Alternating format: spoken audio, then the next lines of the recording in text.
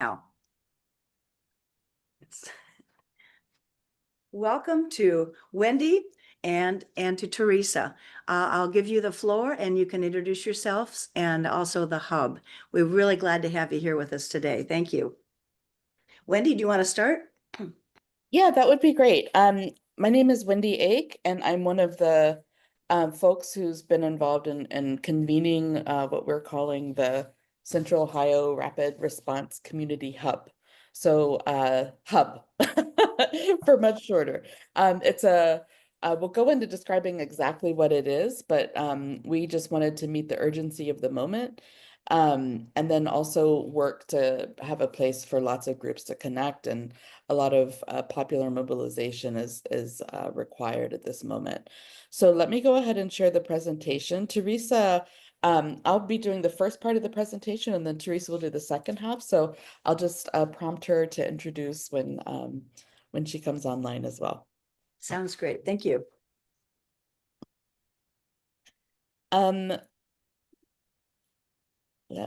Okay, great. Is everyone seeing the screen? I can see it. Can you guys, everybody Okay. see? All right, perfect. So we have started, let me first say the agenda. So the first piece is we're going to talk about the hub. I'll do that piece. And then secondly, Teresa's going to take the lead on talking about both local events and updates, but talking about that as a means of describing how people can become involved in the hub for one, but also in the work of the organizations that are members of the hub and helping coordinate. So the first thing is to talk about the urgency of the time and what inspired the need for the hub. So at this moment in time, we see immigration as not just one of many different siloed areas of policy crises that are happening, but rather the fact that immigration is really a strategic intervention point to create this longer term agenda that's present at the moment. So we understand that there's a project, a long-term project for decades, but that has unique power in this moment as having the control of all three wings of government, as well as many other support systems that have been developed over time. So it's uniquely able right now to create strategic change and systemic long-term change in the government. And the changes are oriented to having, in the long term, minority rule over a majority of US residents. That's a pretty dark statement. It calls to mind really brutal regimes that we've seen in history, and also explains some recent coverage that have discussed the way in which the people and leaders right now in the moment have become really interested in other forms of brutal minority rule models, specifically South Africa apartheid, and then the minority rule over majority in Palestine, for example, in Israel. So are all seen as a demographic threat. And in the US, this is what it looks like: a focus on immigration, and then also education, which is not part of the discussion today, but that came up even in your earlier announcements. So two primary ways to address what is seen by this project as a minority diversity threat.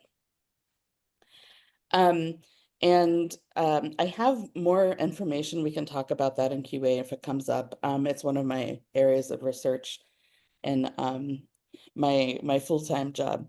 So the mission of the hub is to be a channel to bridge people who are interested in being allies, but are really seeking what the specific needs are and what the concrete practices are that can serve the communities, impacted communities and organizations. So the hub is meant to be that bridge to bring in interested allies and interested organizations who want to be able to really practically understand what can be done locally. Understanding these things at the national level, like we just described, is part of the accomplishment, but it's much more difficult to really figure out what to do concretely to make and address those major long-term structural changes. And that's really like what we want to emphasize that needs to happen right now, is to have in our mind what this long-term agenda is, but then to say, that's our goal. What are concrete ways we can get there? Let's like not leave off that really ambitious project to reverse the course of power in this country and the future of government being able to serve the majority of its people in policy. Let's not make that abstract. Like, that's not an intellectual exercise to just understand that. The hub is meant to say, what are we going to do about it in the ground in Columbus, Ohio, in your neighborhoods, in your houses, in your doctor's offices? So we partner with a number of organizations. The hub is composed of different organizations that are exchanging information, but our primary groups that we kind of worked with to be able to create it was the Ohio Immigrant Alliance. Their website is there. And also the Central Ohio Rapid Response Network, which is also a network organized. It's meeting weekly, and they exchange a lot of information. Their membership is exclusively groups that are serving impacted groups, groups at risk of deportation and detention. This is kind of the structure of how we work. We have the internal functions of the organization, which is a organizational based online communication channel for, again, like these allied groups and impacted groups to exchange information and opportunities and needs and practical information. We also have public communications page, which right now looks like Facebook and Instagram. And then we also circulate a weekly newsletter that has a list of different ways to participate in the effort. And one of the strengths of the hub is that we bring together a lot of groups with very different orientations around politics and tactics and strategies and communities. So this newsletter is becoming a really, we've heard, we thought it would be, and then we've been affirmed in that it's been a really useful way for people to plug into different activities and again, like understanding in a practical way what to do locally. The hub structure is, again, like really anchored in communities that are at risk of deportation and detention, and is at the organizational level, but also a focus on being able to channel individual interest as well. Because we're seeing a really passionate interest of people who are motivated to participate, not just through organizations, but need to connect with organizations. And that's one of the rules of the hub. And then again, we're working solidly and foundationally with Central Ohio Rapid Response Network and Ohio Immigrant Alliance. So I want to point them out again. The hub right now is looking for some support. One of the things you can do is plug into some of the specific needs we have to do our own work as a hub, which is to work on social media channels, to develop those more expertly right now. Right now, they're about like 4 months old, so we need to grow those up. There's the weekly e-newsletter publication that we do. So there's a small team working on that, always in need of additional, at least one more person right now in particular to make that a little bit more manageable. One of the things we've done for groups, there's so many, as you can imagine, groups are overstretched at this point. So sometimes folks just need a little meme or event information graphic to put up on social media. So we do that sometimes. So more support on that is helpful too. And we always need to print our flyers for people to sign up to the hub. So that's also something that we can plug into. On all of these slides, we're going to have, instead of like nice photographs on the right side, we're going to have the link to the information flyer, the interest form. So throughout the thing, please feel free to, enter your information into the interest form.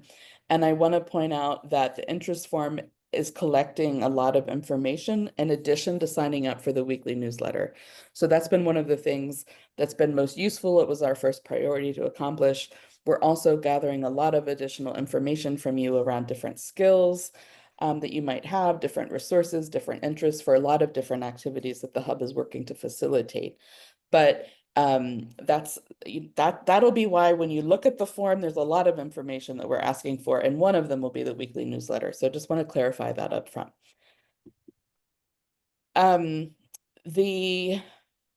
Yeah, this is just what I said. So lots of things we want to hear about your interests and skill sets on the hub interest form.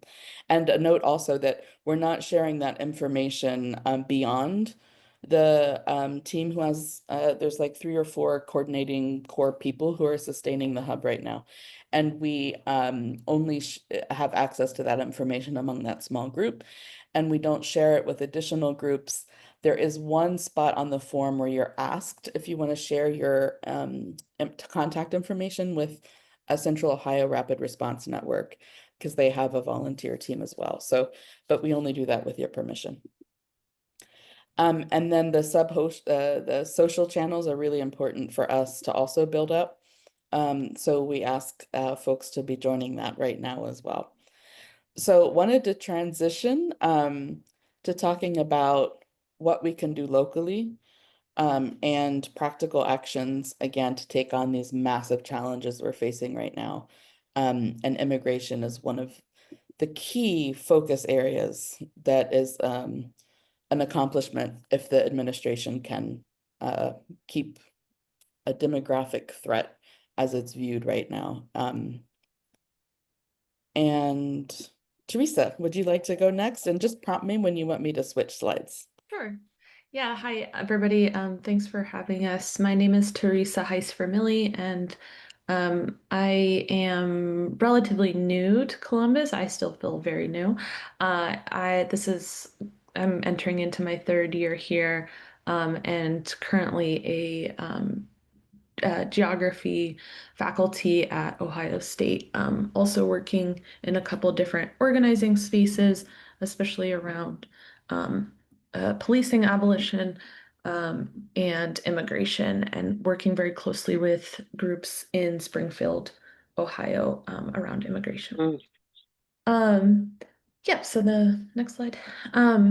So we have a few things we're trying to give a large scope of things that's going on, particularly in local Central Ohio organizing, lots of know your rights trainings and rapid response hubs coming up. And definitely a major issue right now is figuring out how to coordinate rapid response in this, era of these ICE kidnappings where they move in very quickly, masked, take a handful of people and then disperse. It's throwing people a bit on how to employ kind of the de-arrest tactics that have been used previously in this moment.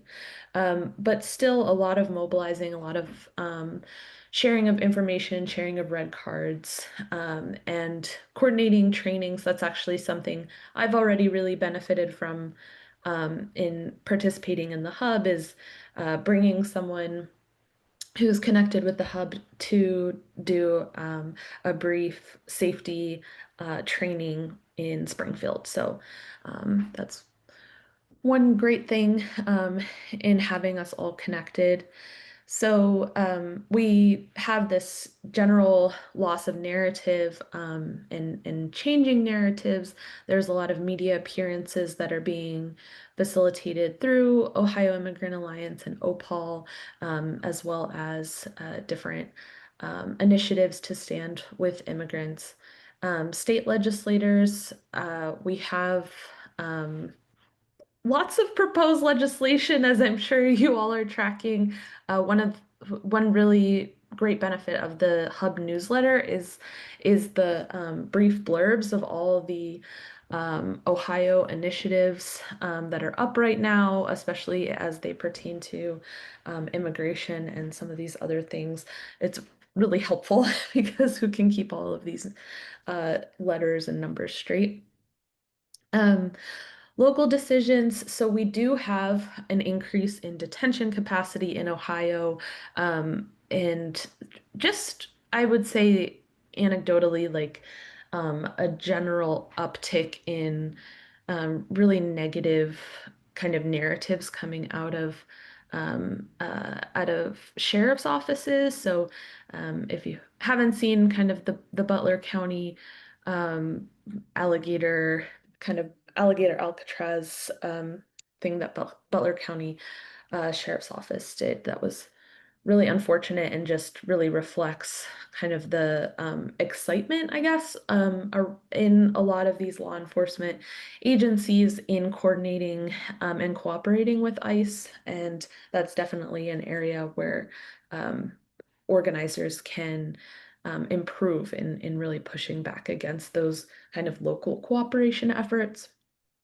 Um, Supporting individual needs, there are but still a large, as much as legal volunteers have been helping, it's still kind of a something that we continuously need more of.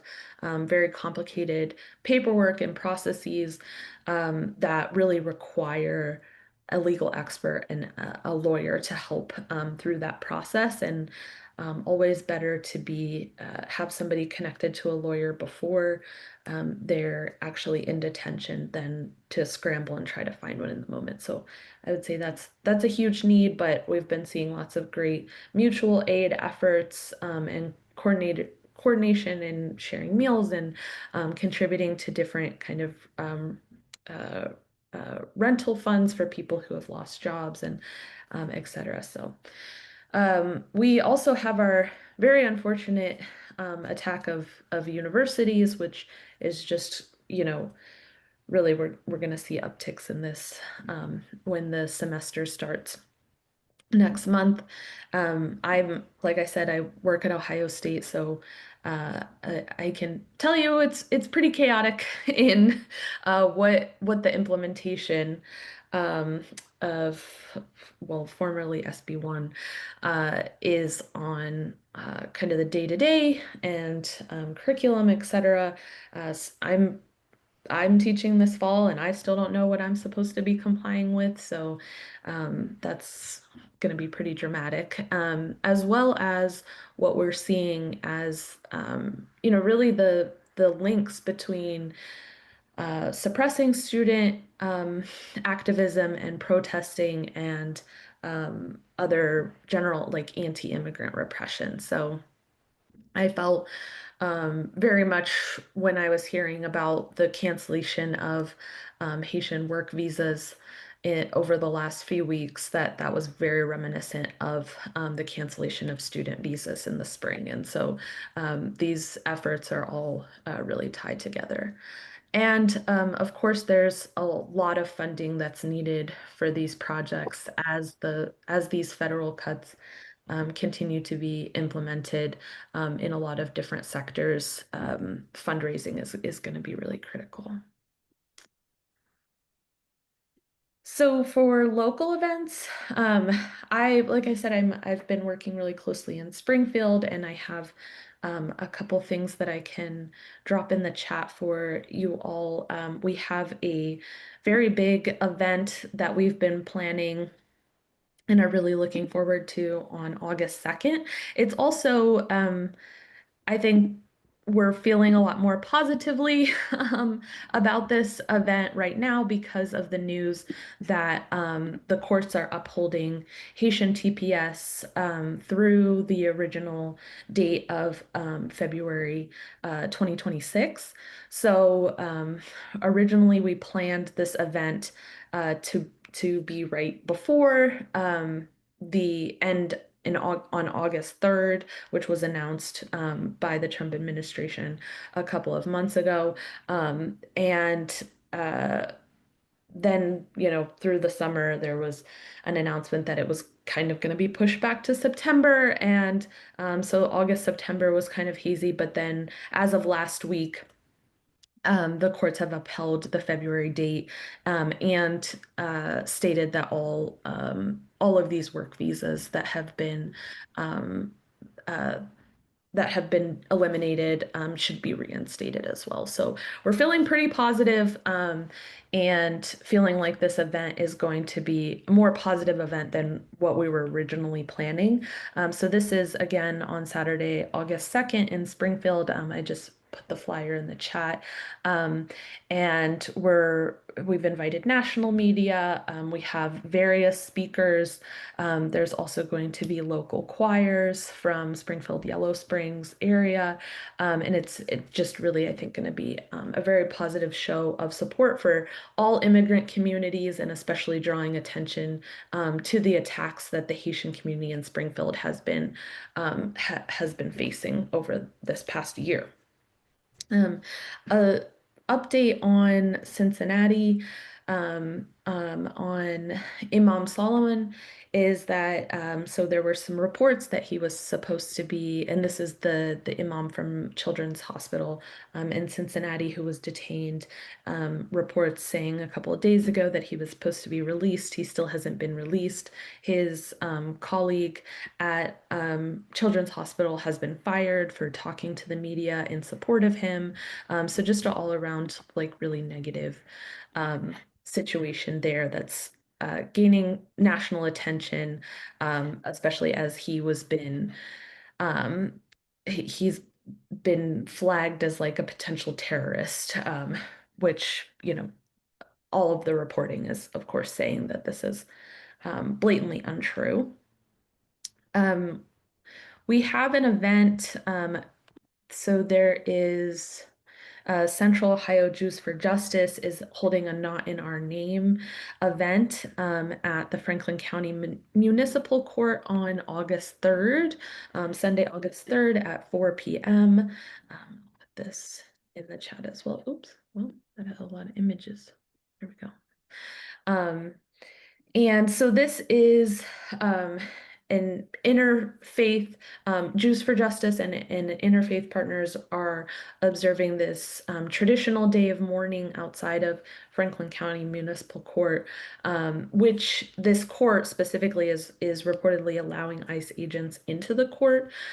So organizers are using this platform, this specific date for the Jewish community to really bring attention to and mourn the destruction of these communities and the destruction of the U.S. government, right? So you're all invited to support that event as well. Our Bhutanese community in Columbus has been under attack. There was a wave of ICE detentions among young Bhutanese. So if you're unfamiliar, Bhutanese refugees are really classified as stateless people. So there is really, they cannot be sent back to Bhutan if they were to be deported. They would either go to Nepal or to India, where they're already where Bhutanese communities are already facing a lot of discrimination and terrorization. And so these are also refugees who before coming to the U.S. were living in refugee camps in India or Nepal for years and decades. So some of these refugees have been arrested based on there was a wave of detentions in Ohio as well as in Pennsylvania, and I think a little bit in Michigan as well earlier this year. And they were picked up basically because they had committed some sort of minor crime in their young teenage years. They're now in their 30s and 40s and are facing deportation for that. And again, because they're classified as stateless, they're really up against being deported to not their home country, and also a place that's openly hostile to their presence and the presence of their kin. And I just also wanted to draw attention as we're talking about kind of bringing attention to the intersection of immigration as well as a lot of other democratic issues in Central Ohio, is this personally a like research interest of mine and something that I've been trying to learn a lot about since I moved here is that the ways that tech is coming into Central Ohio is super undemocratic and poses a lot of potential problems. Likely, I say potential, but I really mean impending problems for the people of Ohio. And so there's been some really great reporting from Jason Staley, the Ohio Nuclear Free group. I can put all of this in the chat as well to keep up with them. Jason Staley's reporting on this has been really amazing. He's really one of the only local people who's doing this deep investigative work on this, and there's been a lot more conversation nationally about the links between this tech oligarchy that we're seeing in Washington and the uptick in immigration repression. So I think it's important to bring those really those issues together and how they're playing out in Ohio, especially. Like I said, I moved here 2 years ago, and I felt like when I moved here, it was like, oh, uh, Intel's coming, now Anduril's coming, and oh, and by the way, now everybody in the world knows about Springfield, Ohio. Like I just felt like there was a huge magnifying glass on this place that previously I thought was going to be a pretty anonymous place to live. So, um, but all of these things that are happening are very much connected, and so it's great for the hub to be a resource where we can really be drawing links between each of these. Okay, I think, yep. So local needs. So there are things that that orgs are saying they're really interested in getting better at. One is intervention training, so kind of bystander training, but also how to act, when to act, what do you do to be an effective witness to ICE activity and potentially mobilize some sort of intervention.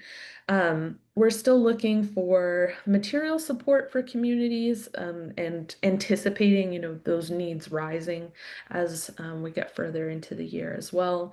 Courthouse accompaniment is something that's being organized. I think there's potential for court watch too. That was something that a conversation I had heard come up at one point this summer.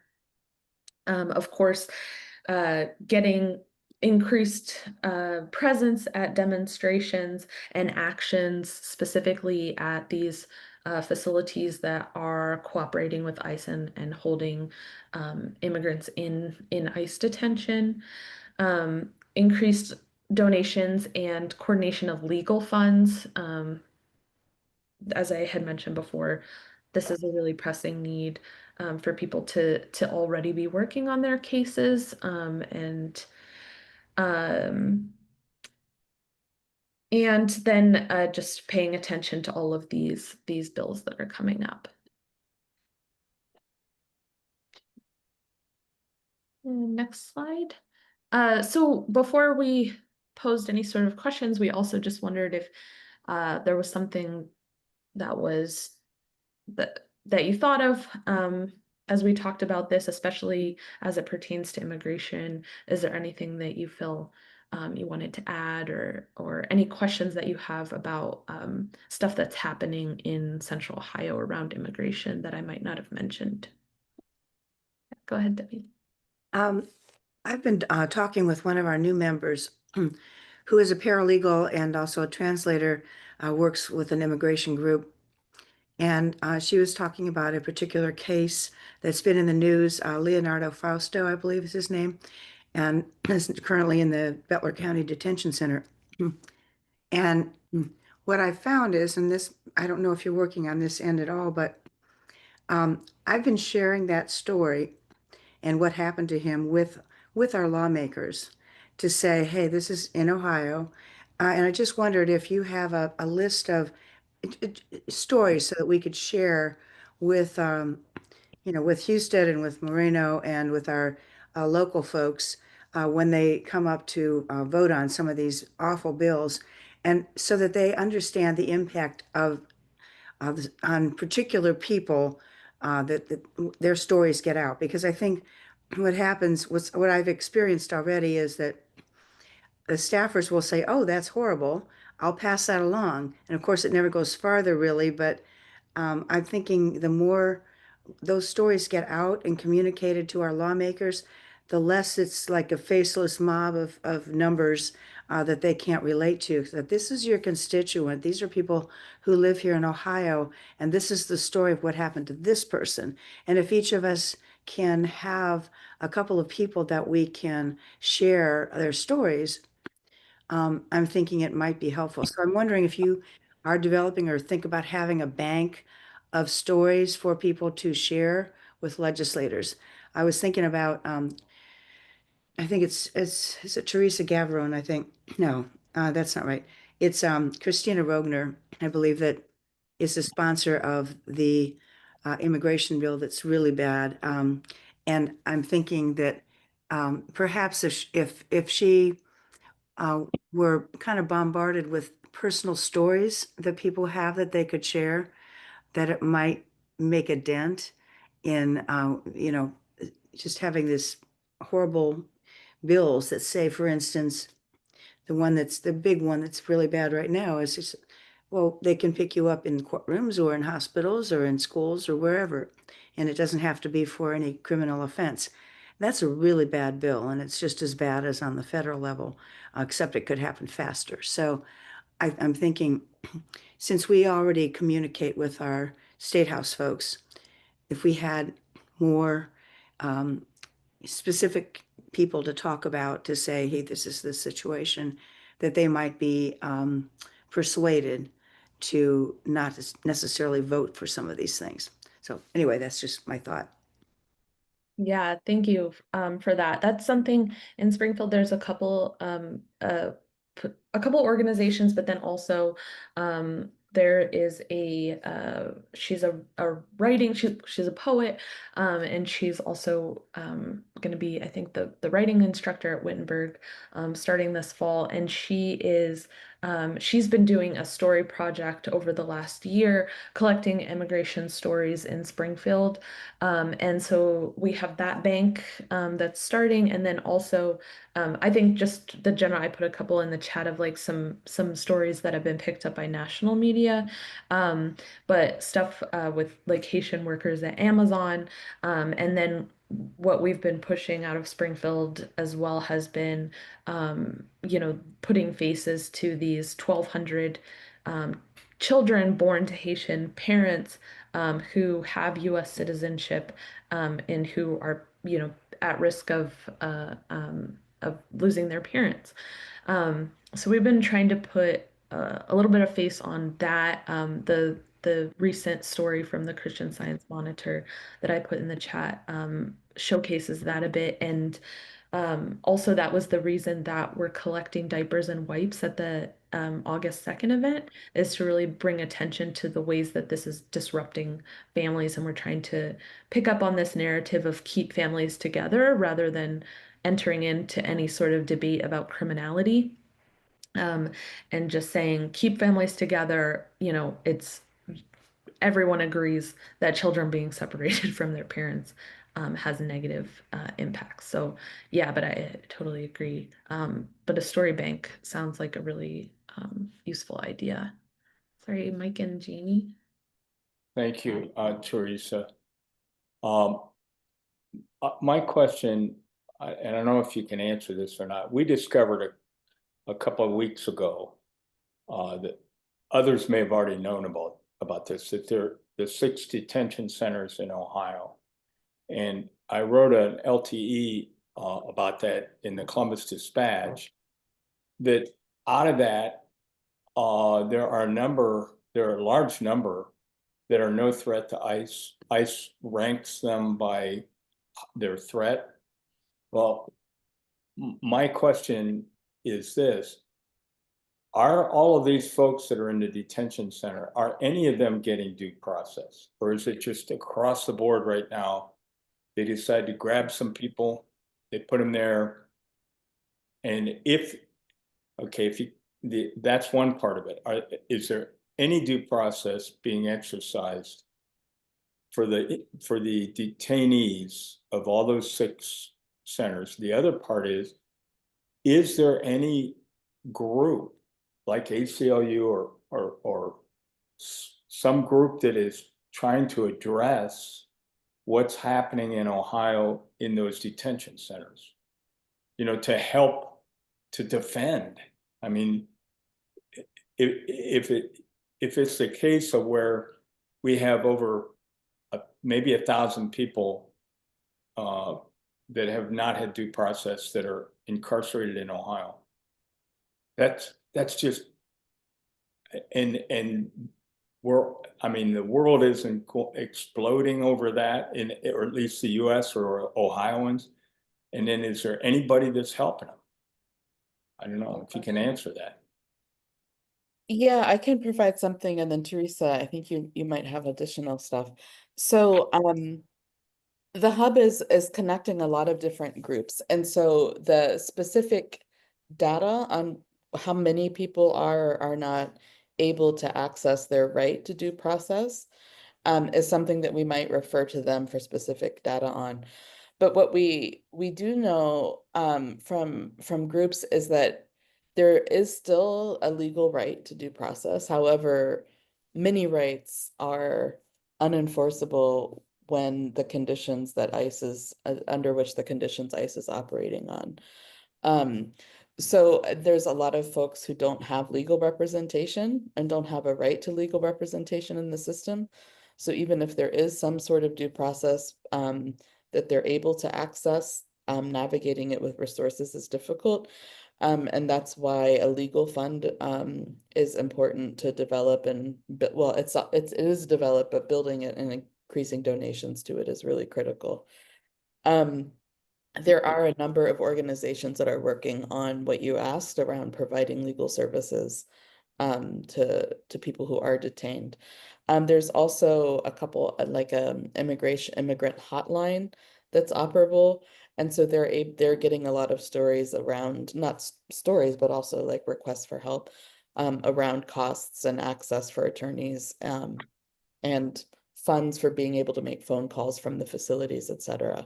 So yes, there's intact a legal right to due process, but in a practical reality, it's really difficult to execute or operationalize. So Teresa, you might have additional.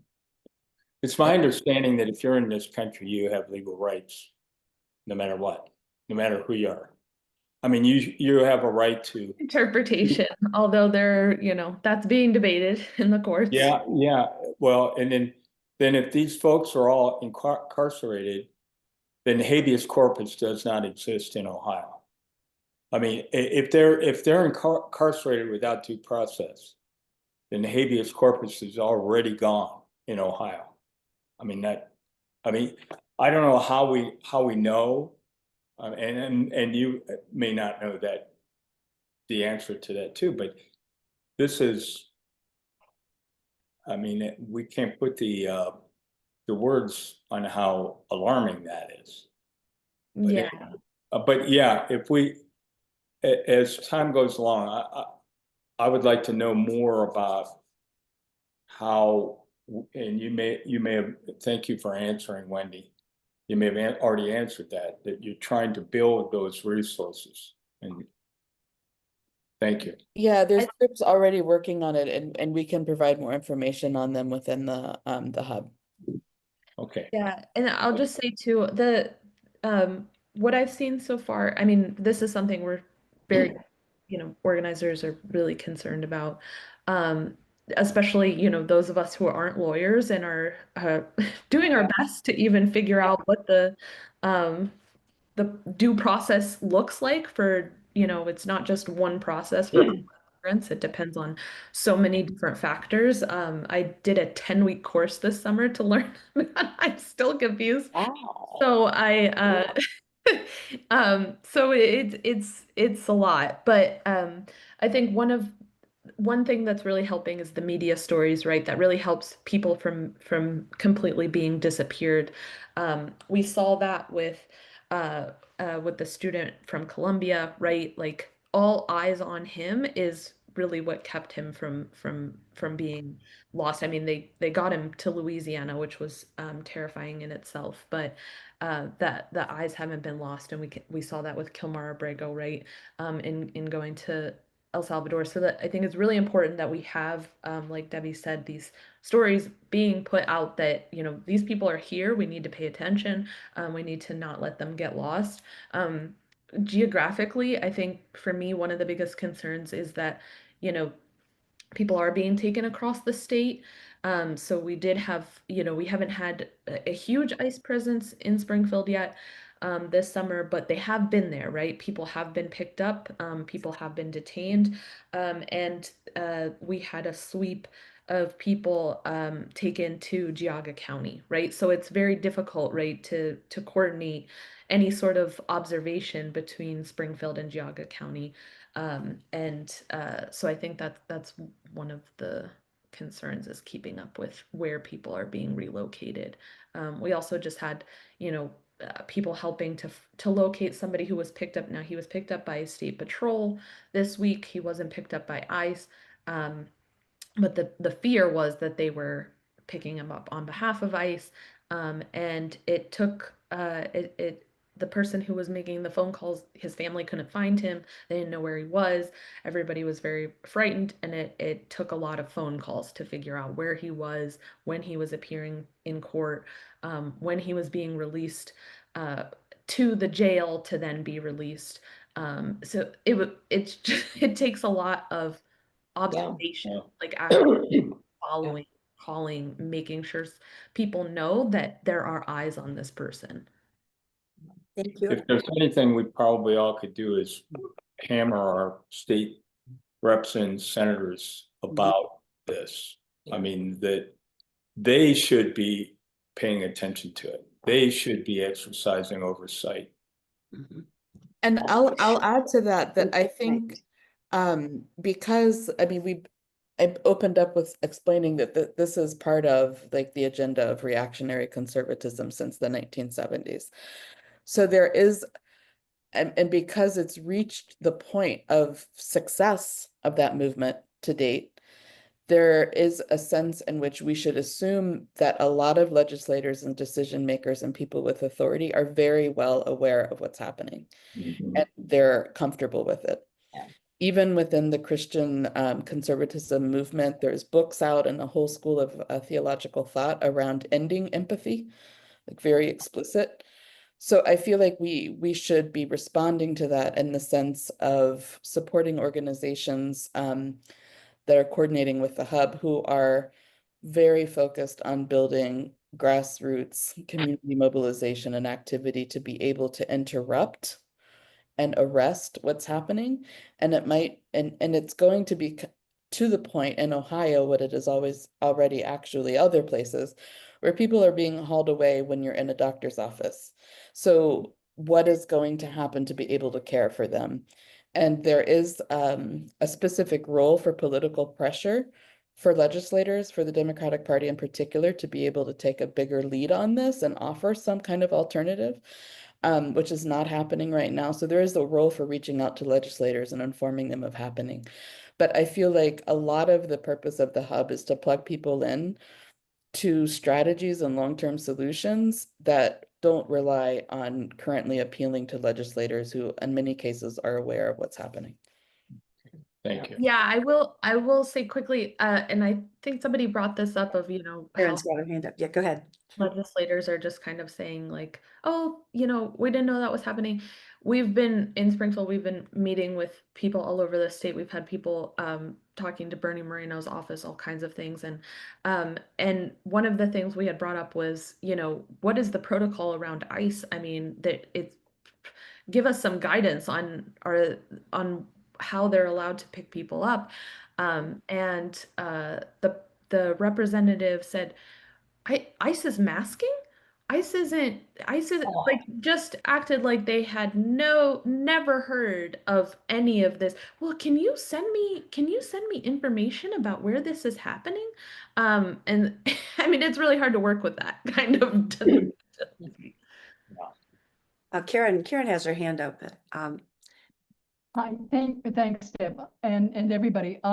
Really interesting and kind of a follow-up to what Mike's been asking is, I'd like to know where the 6 detention centers are in the state. This is a three-parter. If they are public, that we're paying a sheriff's department to put people in jail, or are they privately run? And if so, how much are we paying private prison companies to keep our deportees? And if there's a one-stop shop for that kind of information, or if one of the major dailies is keeping track of it pretty well. I'm making a note of all the questions that are coming up that the organizations we work with have resources on, and we can add that into, I'll talk to Debbie about getting that into the follow-up email, or sharing slides and adding to that as well with the hub emails. But Teresa, you're working on this stuff to some extent.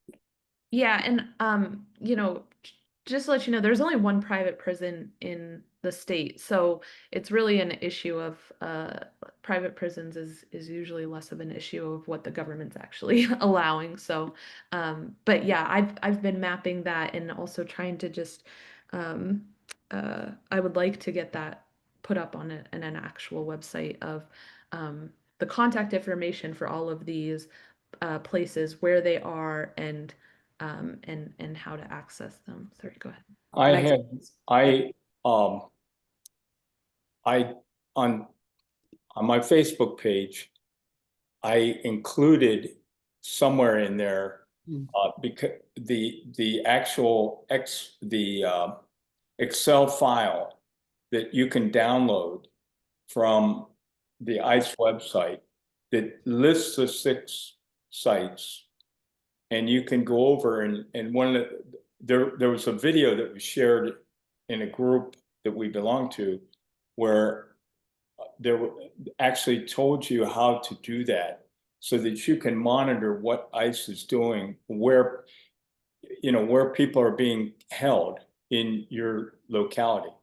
I will search for that again, that Excel website, and get it.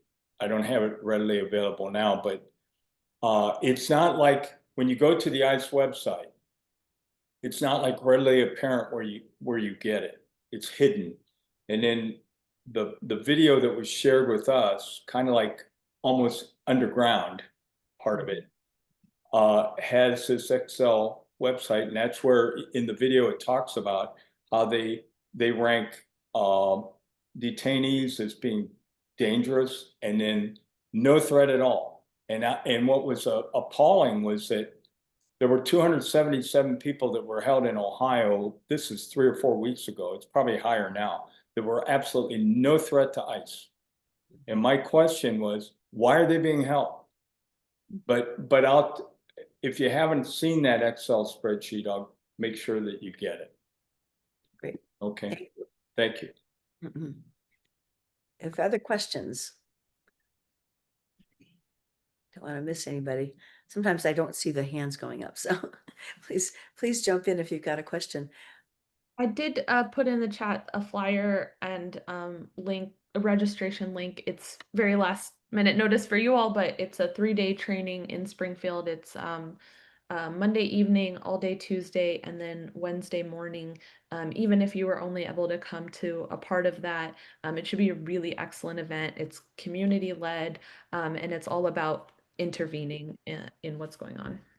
I will put that, I will get that information from the chat, and then I will put it in this week's list, which will come out probably Friday night. So they should have it ahead of the training. Can they register like at the last minute pretty much for that? Yes. Okay.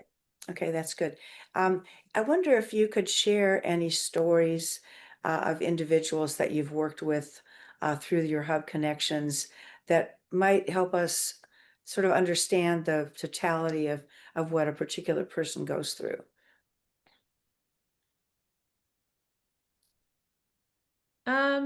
So I guess I could just share a little bit about the work I've been doing in Springfield. So I'm a part of 2 different organizations in Springfield. One is called Springfield Neighbors United, and it was really, it started in January, really kind of like December, January. came out of a training about what is sanctuary, what does it mean to host sanctuary. And then Springfield Neighbors United became more kind of capacious than just thinking about sanctuary. And it was more about addressing immediate community needs. They work very closely with the Haitian Help Center in Springfield, and as well as St. Vincent de Paul, which you might have seen is leading a lot of the efforts in caring for our Haitian community members out there. One of the new initiatives at St. Vincent de Paul is to get passports for all of the children, U.S. citizen children born to immigrant parents in Springfield. So I have had the pleasure of working for the last couple of weeks on filling out passport applications for babies and holding a lot of babies. And it is wonderful, a very joyful like experience to see all of these kids and also to connect with their parents. I feel like it's the one initiative so far where people have been flooding in versus what we started doing a couple months ago was really trying to get people to fill out powers of attorney for their children. And there was immediate like, no thanks. You know, as a parent, I had a really hard time helping people fill those out, just thinking about just having to select someone to take care of my kid if I wasn't there. So it wasn't a surprise that not a lot of people were coming to us trying to get help in filling out those POAs and then getting them notarized. We did have some people, especially at Know Your Rights trainings, who were kind of starting that process. Um, but people have really been coming in for the passports, and then it's an opportunity to also talk about powers of attorney and other kind of know your rights information. And it's been great to see these community members. However, it is also confronting the fact that we could have a flood of children who need cared for. Major concern right in the community is about human trafficking. So even if there's a power of attorney, somebody has to verify, right, that a lot of the people who are listed in powers of attorney are out of state. So who's taking care of that child? In the meantime, if somebody were to come, I helped somebody fill one out and they were listing a cousin in Georgia. Like somebody has to drive up from Atlanta to take care of this child. So kind of there's also a logistical legal question of, we can't actually, nobody's able to house copies of those powers of attorney because it's a liability. So organizations and churches have said, like we cannot take on that liability of keeping these powers of attorney. And so really they're kind of just at the discretion of the person who fills them out. And that again for me is like a real concern of how to make sure someone is with that child and that child goes to the right person. There's been conversations in Springfield with Jobs and Family Services about the potential of having more people sign up for fostering, etc. We know already that there aren't enough foster parents for just the children that they have already in Clark County. And so there's absolutely no way that that Jobs and Family Services could take care of an influx of children needing support and care. And the process is slow. I mean, we've also had people talk about, what it would mean for a large group of people to go through the fostering training and to become certified so that they could prepare for that. And it's just all looking extremely impossible. So I think those are also things that legislators are not confronting, is that there is no way that the government or any sort of governmental entity is prepared to take this on. And it is going to end up on community members to take this up, which I think is great. And I think a lot of people are prepared to do. And that also opens up a lot of questions about safety. What about, you said, kids are they're getting passports for their children, but then what? I mean, the, the kids have passports, but where do they go? How do they get there? I mean, I'm not sure what the purpose of having them get passports is if they don't have anybody to accompany them, if the parents are gone. Right. So the passports, this came up as an initiative, one, in case people in the area decided that they wanted to self-deport or move to another place in the country that they felt there wasn't so many eyes.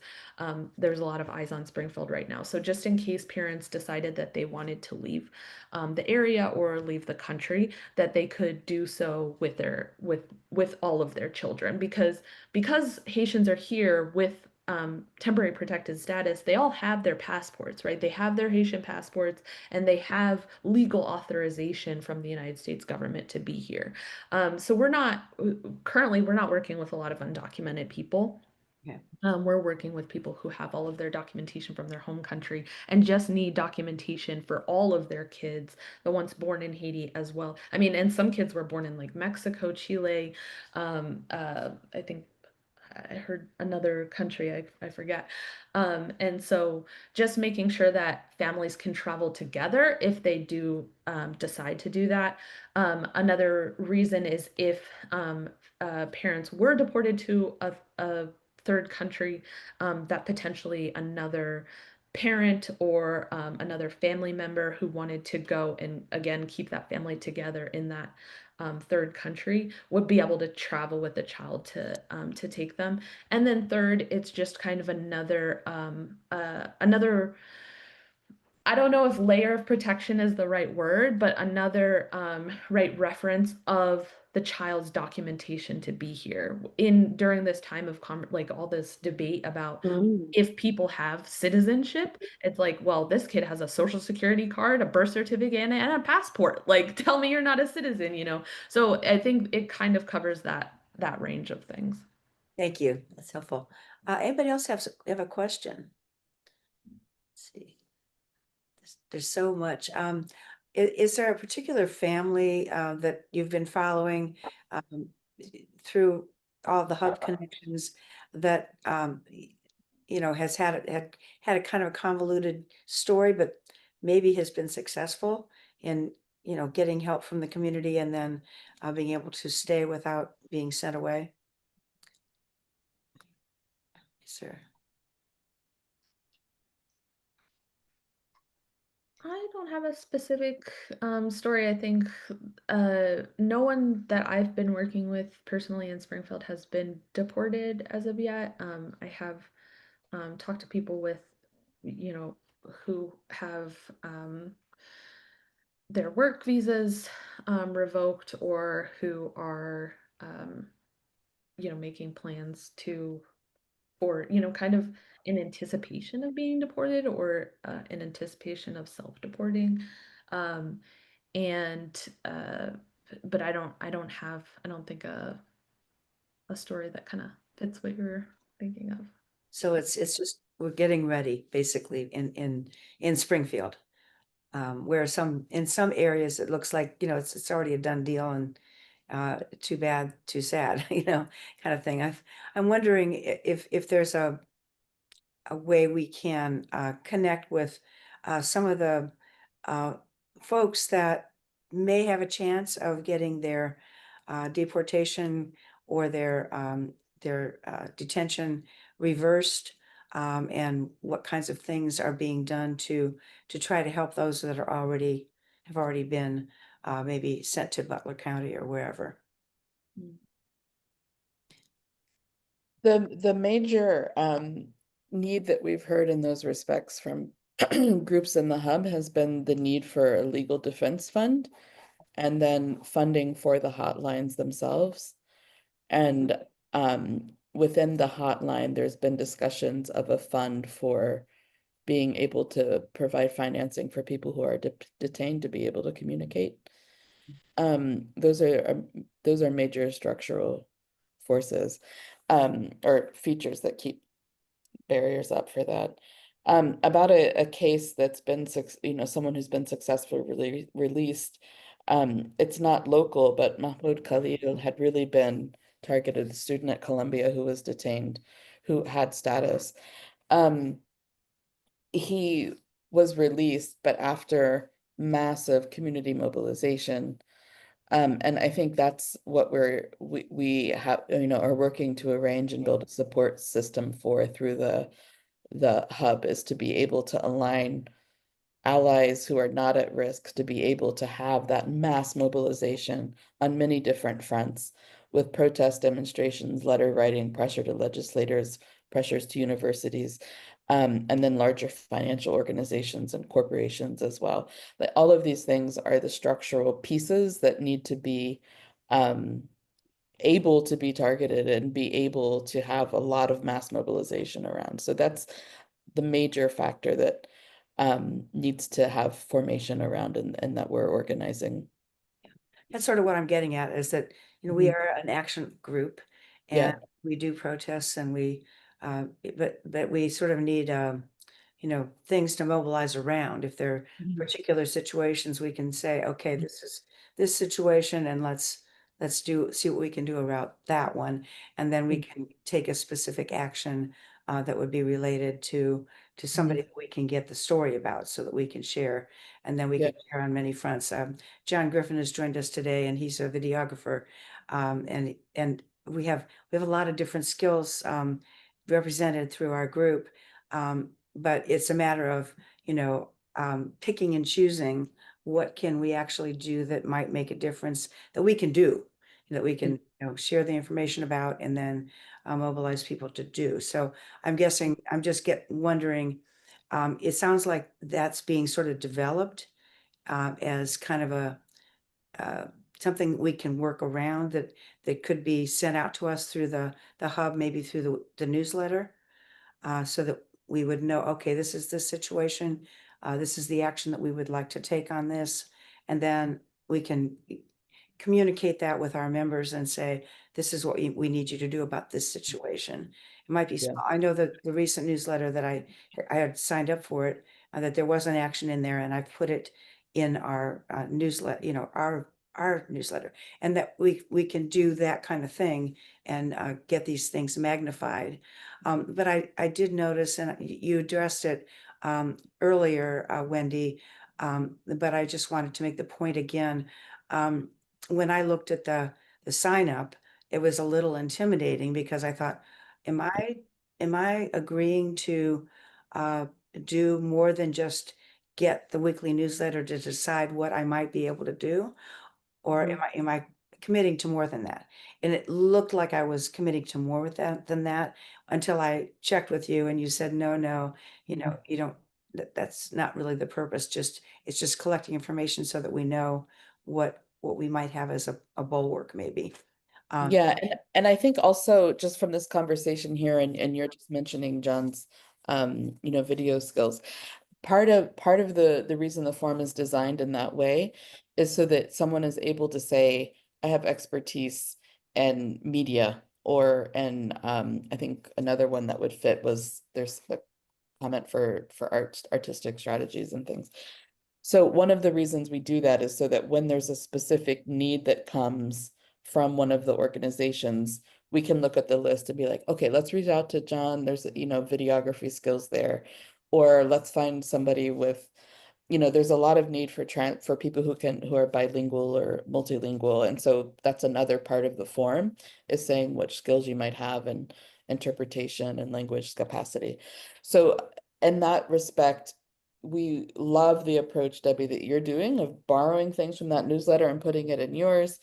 And then also, if we have people filling out the form, we can also be connecting individuals with very specific. So it might not be a need that's going to come out in a newsletter, but it's definitely something that would be helpful. And Mike, I've heard your discussions around spreadsheets and putting some letters to the editor out, and I think that's another piece we ask about for skill sets that we could also connect you with. So like, it sounds like you like to do research and pull things up.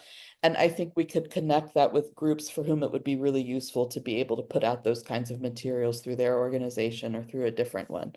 So I think this interest form is meant to be a way to start lining up people to be able to plug in at specific times instead of just having to ask, oh, there's this need, let's ask who can do it, but to really have a coordinated place to go for specific skill sets in addition to organizations. So that's the deal. If you sign up for this, it doesn't necessarily obligate you to do, one or another of those things. It's building a bank so that they can call on you quickly, and then you can say no if you can't do it, right? I mean, so I just wanted to say that because I want to encourage everybody to sign up for it. I am getting the newsletter and I think that you would find it valuable. But I didn't want you to be intimidated by all the information it's asking for. And they explained why they're asking for it. I think that we can trust that information won't be used and abused. So thank you so much. Appreciate Yeah, it. just to emphasize again, the information within the hub, it's a large network of organizations, each with individuals that they're associated with. But that information specifically is only accessible to the core group of the network. And right now, that's 3 different people from trusted organizations. And that we may add like a couple more people, but all of those will be people who are from organizations that are attached to accountable community structures, and then also very few of them. Right. Great. Thank you very much. Appreciate your clarifying that. Do we have any more questions? Thinking, okay. Yeah, Mike. Okay, I don't know if I've got this copied right or not, but I'm dropping this in the chat. Okay, it's was the video that instructed how to use that spreadsheet that I dropped into the chat. I'm sorry, I'm taking them from I don't, to make the transition. I hope I got it all copied right. You can't go to ICE website and find this. The video, and John, you might want to look at, I hope I got it right, John, look at this video. It's an Hispanic person that's talking about how you can download your local ICE information. And that's what the spreadsheet in the link is. So if I don't mean to interrupt, but I kind of got distracted on trying to put that in there by hand. I apologize. But thanks for the information you've been giving us. It's excellent. Thank you. Anybody else have anything to ask? We really appreciate your coming and joining us. And hopefully we'll be in contact back and forth. As some of the folks that are on the call here are fairly new and may not know that when I send out the weekly email, the Thursday Asking Group email, which goes to maybe 600 or so people, it also has attachments. And one of those attachments is called immigrant protection. So basically the information from the hub, it might also be in the body of the email if it's something, urgent that's coming up, but it's going to be in that document. And it does get updated every week. So we hopefully get the most current information in that immigrant protection document. It also has a list of some of the bills that we're following that are immigration related. So to tell people who to call and whatnot. So that resource is available. And if you two want to be on the list to receive that every week, then I'd be glad to share it with you. We can go back and forth and get that kind of interchange of information. It's nice. It's nice from my end to have input from other groups that I might be missing because I'm not looking always everywhere. So anyway, that would be something that you can do if you want. So those who are new, do check once you get your weekly email from the Thursday Acting Group, do check the attachments because they are specific to particular areas. And so not everything will just be in the body of the main email. There's so much information. And so I guess I would urge you to just go for what you're really passionate about. We can get overloaded really easily. There's so much to do. We can't possibly do it all, but everybody's got a different interest and, something that really hits you. That's what you should be focusing on. I think a lot of this folks in this group are former educators. So our public education segment is big. And that one particularly does connect well with the immigration issues. We don't know yet for sure whether ICE officials are going to be starting to go into schools. But if that one bill passes, I think it's SB 172, if I'm not mistaken, if that passes, then it's possible that ICE will not have be kept from going into schools. Right now, like I was talking with my son, who's a public school teacher here in Ohio, and he said, well, if somebody comes like that, you don't have to immediately refer them to the principal, and then they're screened. They're not allowed to, basically, you're not allowed to come into a school right now unless you have a criminal warrant. But those barriers may break down if legislation is passed. And the other thing is hospitals. If you're an immigrant and you are um, not getting care through it, let's say you have to go to an ER for an emergent problem, but you might be afraid to because you're afraid that ICE is going to be staking you out at a hospital and deporting you before you can even get medical care. So you've got to weigh those options. And the other thing was that what we learned was about the courtroom situation that's a problem was that there were two Franklin County judges apparently who um, made rules for Franklin County courts that said that immigrants must be protected while they're in the courtroom, and for very good reasons. Because let's say an immigrant is checking in with the court on their case, which they're supposed to do. How can they reasonably do that if they might get picked up? Or let's say an immigrant without documentation is a witness to a crime, and they would be the only witness. How is that person going to be protected uh, if they testify in court? Or let's say that the victim of a crime, all these different things. So the two judges decided these rules have to be in place so that there's protection. Well, the legislation that's being prepared and may pass will take all that away. It's like, we don't care. We're going to pick you up anyway. So I don't know what that does. It's going to be chaotic if it passes, but this is one there. It's not the only piece of legislation. There's several, but these are things that we really need to call about.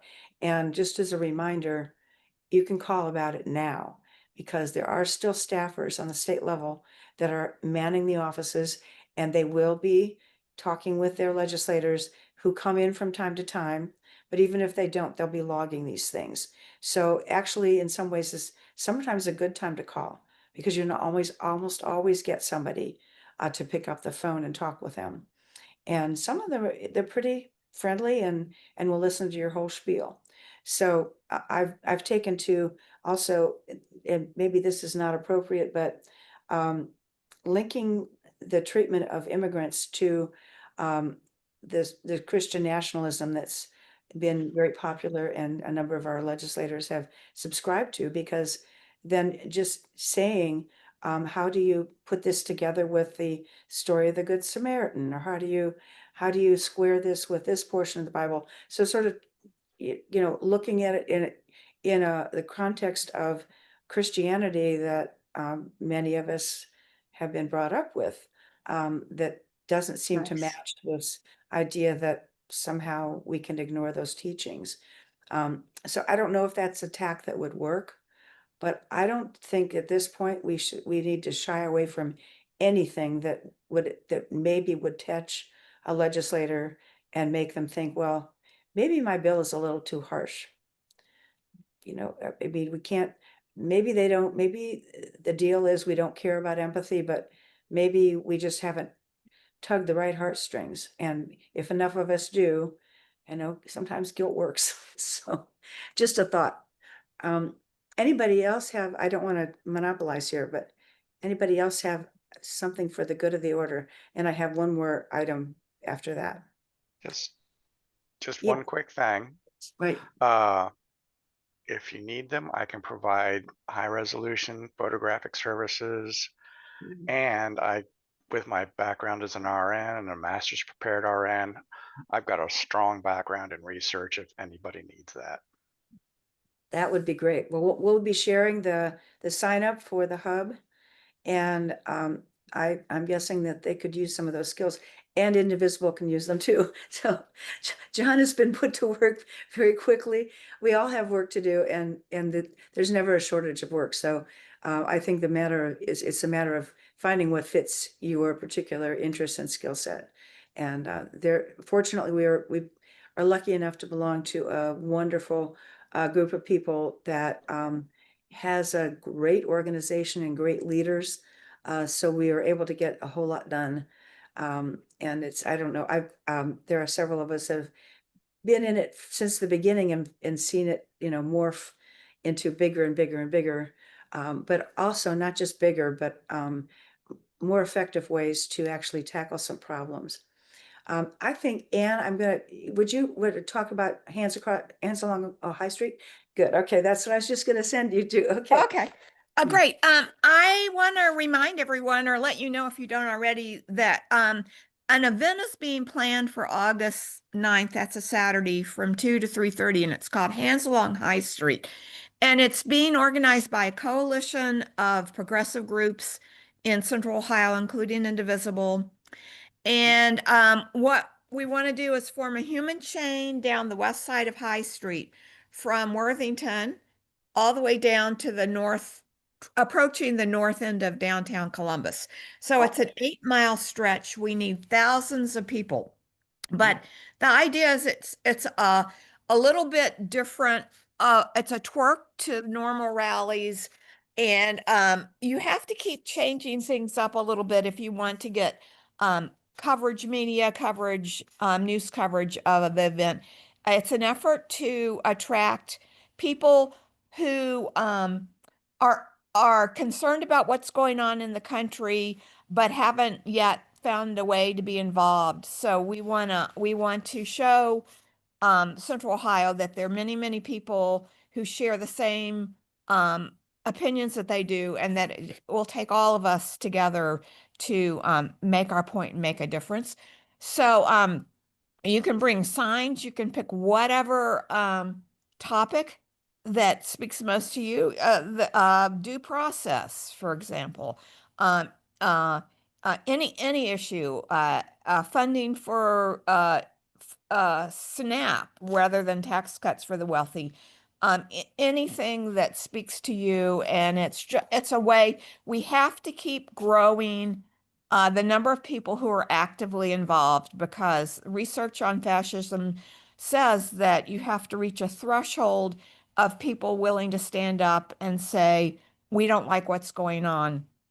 And if you reach that threshold, then a fascist regime cannot survive. And so what we want to do is get the most attention possible and the greatest number of people involved that we possibly can. Thank you, Anne. I did put that information in this last email, but I will be putting, there'll be a bigger emphasis on it this week. And the deal is you need to sign up quickly, because then you can claim your block. Like if you have family members, let's say you've got a bunch of company and it's only an hour and a half, in the middle of the afternoon on a Saturday, the 9th.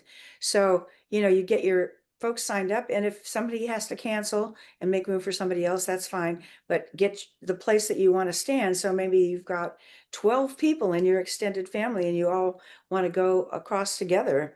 Sign them all up, and you can put them under your name with the number of people that you're counting. Yes, you go to Sign Up Genius. The whole route is divided into sections. And so you sign up per section. So if you live there, there are many communities along the route, Worthington, Beechwald, Clintonville, University area. If you live in that area, you can just migrate down to High Street. But if you're signing up from, say, Pickerington, then you can look at the sign up and you can see where where maybe they need more people to stand, because not very many people have signed up there. And then you can get your group of friends and family and sign up for that area. Also, when you do sign up, you'll get a follow-up email. I didn't get it right away, but it came like the next day.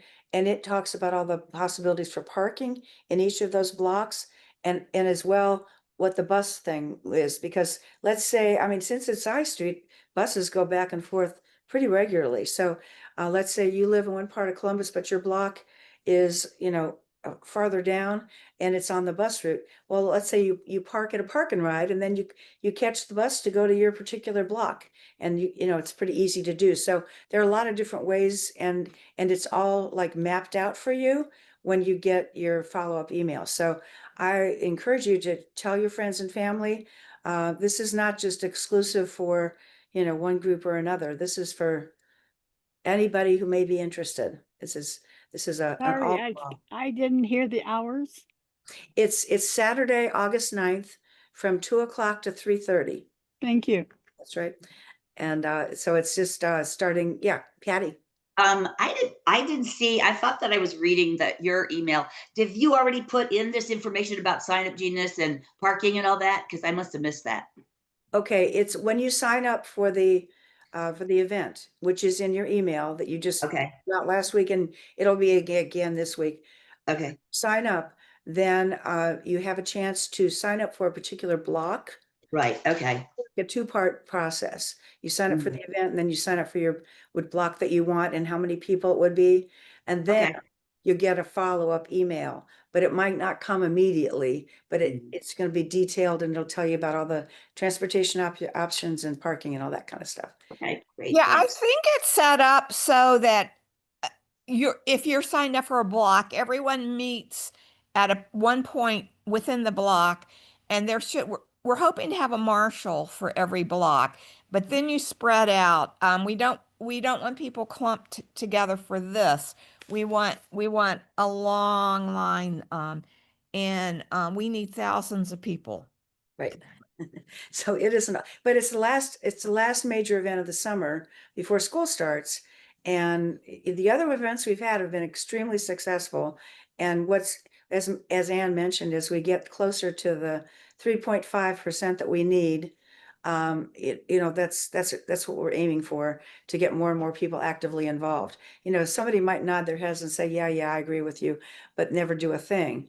So we don't know if they're actually going to, be, say for or against. It might just, bury their heads in the sand, which a lot of people unfortunately do. It's a human tendency, the flight response. So that's one thing. Anyway, I don't know if you have any more questions about that, but we hope to see as many people as possible for that event. And spread the word. Let people know. We want this to be big. This is an opportunity to recruit people who haven't attended any other rallies. They're also Ann sent me some little mock-up of palm cards with QR codes on them. And I just printed some out and then we were handing them out. So I can, if anybody's interested, let me know, and then we'll send out the template that Ann's got. Is that okay? Well, there's a new better one than the. Oh, okay. All right. I'll try to Well, send then that to we'll you. wait for the new and better thing. And Uh, maybe is there something that might be coming up by tomorrow? The new and better one? I have it right now. I just have to forward Okay. it to you. Okay, just maybe forward it to me and I'll stick it in for people to use. There's one more thing. Last week or last time we met, we were talking about how to bring Jim Jordan down. And in the wake of that documentary, Kara Stevens was with us, and she was working on that front and talking about, putting together screenings of the documentary. So I asked everybody if they would get back to me and let me know if they're interested in attending a screening or interested in hosting a screening. Well, I heard from Nancy, who said that she's interested in attending. And then I heard from Molly Grubb Mora, who regularly runs a postcard party at her home. It's kind of a big place. And she gets about 40 to 50 people every month for this postcard party. It's here in Worthington. And she's talking about having a screening before that postcard party. I don't have a definite date yet, so I'm not putting it in email yet, but it will be around the end of August. So you'll have more information coming, but she says she can hold about 40 to 50 people. If it's outside, she can hold more. So she's prepared to do that. And I, don't know if there are other people that might be also interested in hosting a screening, but that's a pretty nice group of people that we could get together. So I just wanted to let you know we're making progress on that. It's just not firmed up yet. Anything else for the good of the order before we head out? Well, thank you so much, Teresa and Wendy. It's been great to hear from you, and we'll keep in touch. And so we have the back and forth. We can find out from you what's going on currently and hopefully plug in where we can. So, and in the meantime, everybody sign up for their newsletter. Okay. Thank you for the invitation. All right. Thank you. Okay. Take care, everybody. Have a good Bye. week. Thanks. Bye-bye. Mike, can you do the chat for me? And Anne, if you get a chance. Sometimes I get some information from one chat and some information from the other. And thank you so much, Mark, for joining us today. This is great. We'll definitely use you.